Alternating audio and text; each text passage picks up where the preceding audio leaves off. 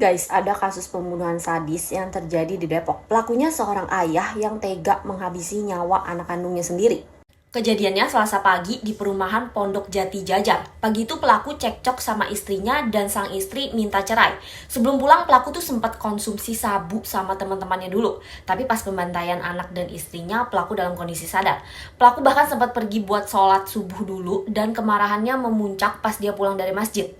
Abis dari masjid, dia ngeliat istrinya lagi siap-siap buat pergi dari rumah dan anaknya KPC udah pakai seragam sekolah. Pelaku merasa nggak terima dan terjadi cekcok lagi, sampai akhirnya pelaku ambil golok dan mengayunkan ke arah istri serta anaknya. Akibatnya istri pelaku mengalami luka berat tapi berhasil diselamatkan, sedangkan anaknya KPC meninggal dunia karena kehabisan darah. Tetangga yang mendengar keributan pun pergi ke rumah pelaku. Si tetangga nih ngelihat pelaku keluar dari rumahnya sambil menenteng golok berlumuran darah dan membawa anaknya yang berusia setengah tahun.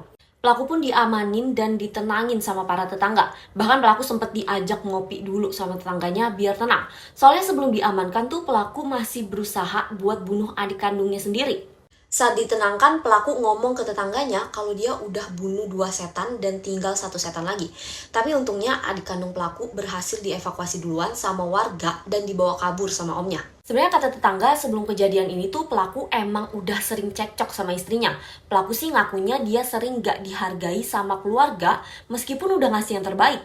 Padahal menurut para tetangga, pelaku yang kerja di lingkungan kantor Bapenda Kabupaten Bogor ini tuh kayak warga pada umumnya aja. Kepribadiannya juga nggak tertutup. Saat ini pelaku udah diamanin di Polres Metro Depok. Polisi bilang motif pelaku melakukan pembunuhan karena cekcok soal kebiasaan pelaku yang sering pulang pagi. Sampai akhirnya istri mutusin buat minta cerai. Pas pelaku ditangkap, dia ngakunya hilaf dan bilang mungkin saat itu ada setan yang merasuki dirinya sampai dia nekat membacok 2 anggota keluarganya. Pelaku sekarang diancam hukuman pidana dengan ancaman 15 tahun penjara.